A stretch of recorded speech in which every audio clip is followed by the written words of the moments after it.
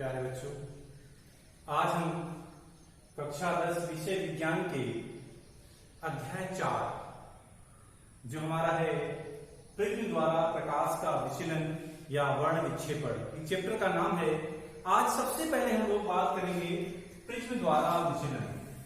अभी तक हम लोगों ने अपवर्तन जो पढ़ा था, लेंस के माध्यम से पढ़ा था या किन्हीं दो पारदर्शी माध्यमों के बारे में पढ़ा था। आज हम प्रिज्म की बात करेंगे। आपने देखा होगा प्रिज्म को, वो त्रिविमीय आकृति का होता है। यहां पर मैंने प्रिज्म के मुख्य परिच्छेद का एक भाग लिया है, एबीसी।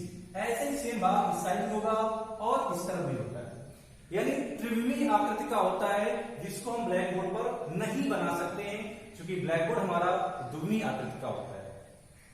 सबसे पहले बात करते हैं प्रिज्म क्या होता है। तो प्रिज्म एक ऐसी पारदर्शी माध्यम है। प्रिज्म पारदर्शी माध्यम का एक भाग होता है, जैसे कांच, जो दो अपवर्तक पृष्ठों के बीच में घिरा होता है। जैसे यहां पर एबी और एसी घिरा होता है। इन अपवर्तक पृष्ठों के द्वारा जो कोण बनता है, इसको हम अपवर्तक कोण कहते हैं, तथा अपवर्तक पृष्ठों को मिलाने वाली रेखा हमारी अपवर्तक कोण कहलाती है। यह हो गया प्रिज्म। यहां पर हम बात करेंगे प्रिज्म द्वारा प्रकाश का विचलन, यानी प्रिज्म द्वारा प्रकाश का विचलन। बात प्रकाश के यहां पर कराएंगे कि किस तरह प्रकाश का विचलन होता है। आप देख रहे हो ए बी सी, ये हमारा प्रिज्म का क्या है, मुख्य परिच्छेद का भाग, जहां पर ए बी और ए सी ये दो हमारे अपवर्तक पृष्ठ हैं। इन दोनों अपवर्तक पृष्ठ द्वारा जो कोण बन रहा है, ये हमारा अपवर्तक कोण, या इसे हम प्रिज्म का कोण कहते हैं। इन अपवर्तक पृष्ठों को मिलाने वाली रेखा बीसी अपवर्तक कोण, कोण मीन्स होती भुजा, कहलाती है।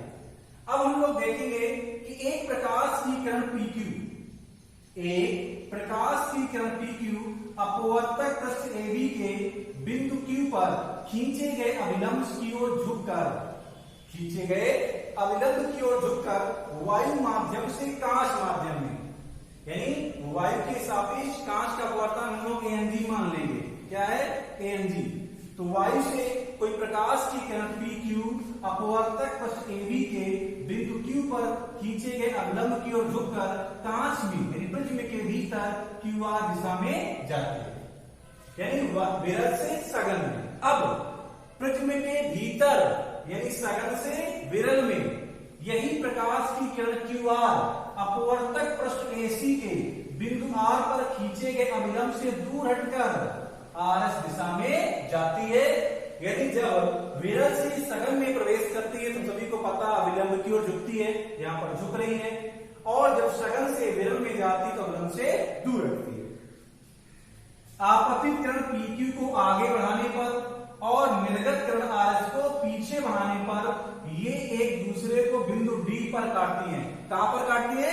D पर काटती हैं। यहां पर जो हमारा कोण बनता है डेल्टा, ये हमारा विचलन कोण कहलाता है। क्या कहलाता है? विचलन कोण कहलाता है। और एक चीज, इसकी भी लिमिट होती है कि ये कितना कम से कम हो सकता है। तो यहां पर एक डेफिनेशन आती है, अल्पतम विचलन कोण, अल्पतम विचलन कोण, विचलन कोण।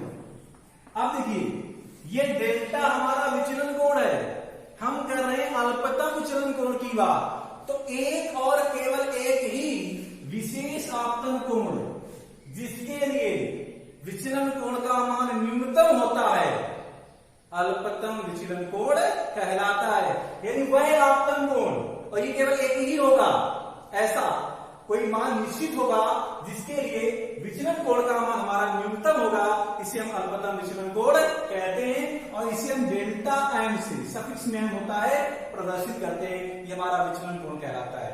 अब इसमें एक फार्मूला है जिसके द्वारा हम सवालों को हल करते हैं। मान लेते हैं कि यदि प्रिज्म का कोण क्या है? A, यानी अल्पतम विचलन कोण डेल्टा एम है, और प्रिज्म का कोण